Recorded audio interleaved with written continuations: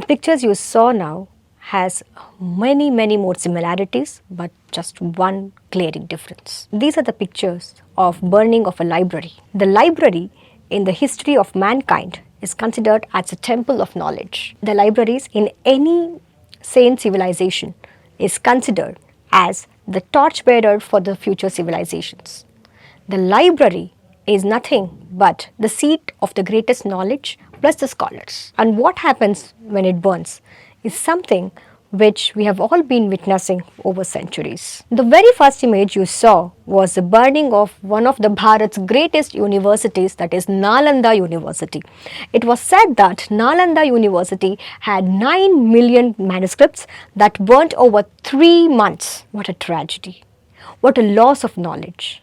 And the second image you saw was the burning of the largest public library of France in the city of Marseille. Again, it contained million copies of books, a lot of manuscripts that again was revered as temple of knowledge, not only by French, by the entire continent of Europe. So let's look at a few more similarities here. The people who set fire for these libraries are the same who had, who has and who will be having belief in one single faith. The faith that says, my God is the only God. If you do not believe in my God, you will be fit to go to hell, or you will be fit to die in a more gruesome manner. In both these burnings, the people who set these libraries to fire believed that burning these knowledge centers, burning these guardians of the future of civilizations, mean the decay of those civilizations, the decay of this religion who does not consider their God as a supreme God. We know the similarities here. But do you know one glaring difference?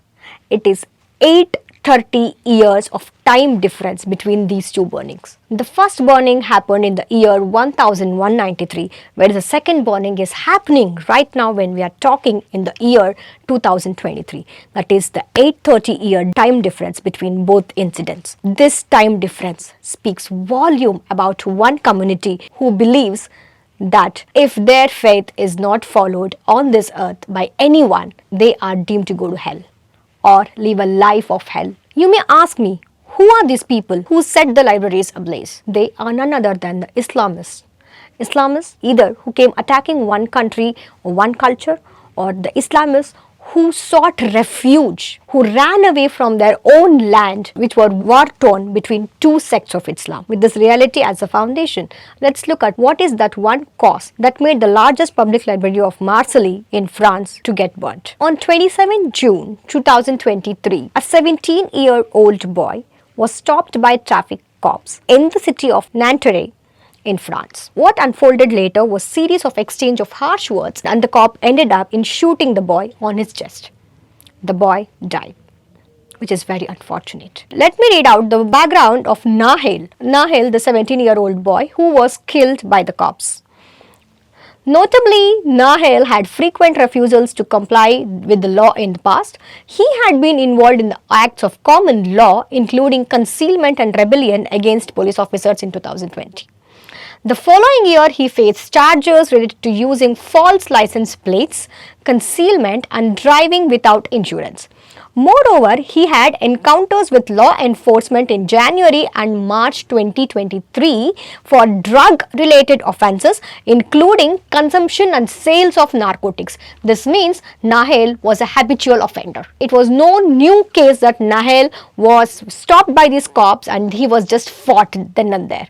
Nahel was a habitual offender. He was committing crimes since 2020. He was not complying with the laws. So what would any cop do when they encounter a person who has been a habitual offender? That too when one of the offense was consumption and sales of drugs, that is narcotics. Obviously, any police, irrespective of their religion, irrespective of their faith, would be suspicious about the person who is not ready to pull over when they stop him. And that's when, during that verbiage, during the exchange of harsh words, the police tried to threaten him with the gun but ended up shooting him on his chest, and it was an unfortunate end of Nahel. But what followed next was something which shows the mentality of a community who is more than 10% of the country's population. The community that sought refuge, the community that played the victim and the helplessness card in 2016, today is setting the entire country into fire. They are building the public transports like buses or individual cars, public buildings or any other buildings. The Paris is now become the hot coop of rebellions and riots. Plus, on top of it, these riots, who are from the Islamist group, are breaking into the malls and looting whatever they can lay their hands on. So, is this the way to seek justice? One may wonder what happened to the police officer who shot this boy dead. So, I am now again reading the official report of France Traffic Police. The police officer accused of pulling the trigger on 27th June was handed a preliminary charge of voluntary homicide after prosecutor Pascal Pache said his initial investigation led him to conclude the conditions of the legal use of the weapon were not met. Preliminary charges mean investigating magistrates strongly suspect of wrongdoing but need to investigate more before sending the case to trial. The teenager's family and their lawyers haven't said the police shooting was race related. They didn't release his surname or details about him. Still, anti-racist activists renewed their complaints about police behavior. So, when you look at the history of France, racism is strongly condemned and it's offense in the law of France. So, here the boy's family itself has come forward and said they do not suspect any racism related cause for the shooting, but it was the behavior of Nahel in the past that led to all these incidents. But still, the fake sympathizers of the religious minority in the France is taking this up as anti-racism riots. They are siding with the people who are causing havoc to the country that gave them refuge during their distress. I am now reminded in 2015, many thousands of Muslims entered Europe from the war-torn region of Syria in seeking refuge. France provided refuge to almost 8.8% of these refugees, that is around 57,20,000 Muslims in 2016.